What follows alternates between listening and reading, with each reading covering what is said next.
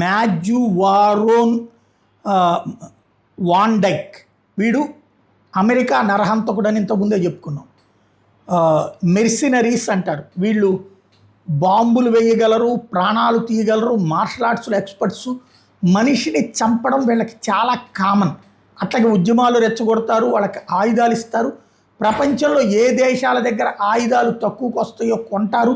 ఉగ్రవాదుల దగ్గర కూడా ఆయుధాలు కొంటారు, లేదా ఉక్రెయిన్ లాంటి దేశాల దగ్గర బ్లాక్లో ఆయుధాలు కొంటారు. లేదంటే కనుక ఇప్పుడు ఇరాన్లో రెబల్ గ్రూపుల దగ్గర లాంటి వాళ్ళ దగ్గర ఆయుధాలు కొంటారు. పాకిస్తాన్లో సైన్యం దగ్గర ఆయుధాలు కొంటుంటారు, తాలిబాన్ల దగ్గర ఆయుధాలు కొంటుంటారు.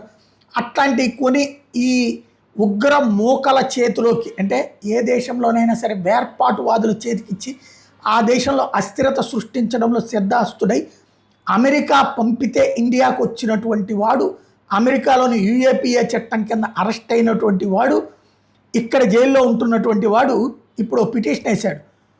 భారతదేశపు ఆహారం నాకు అస్సలు పడట్లేదు, జైలు ఫుడ్లో మసాలాలు వేస్తున్నారు, నూనె ఎక్కువగా వేస్తున్నారు, నేను తినలేకపోతున్నాను, 50 రోజులుగా ఓ రకంగా నిరాహారదీక్షలో ఉన్నాను, ఇండక్షన్ కుక్కర్, వంట సామాగ్రి, చికెను, పాస్తా లాంటివి నాకు ఏర్పాటు చేయమని చెప్పి అడిగాడు.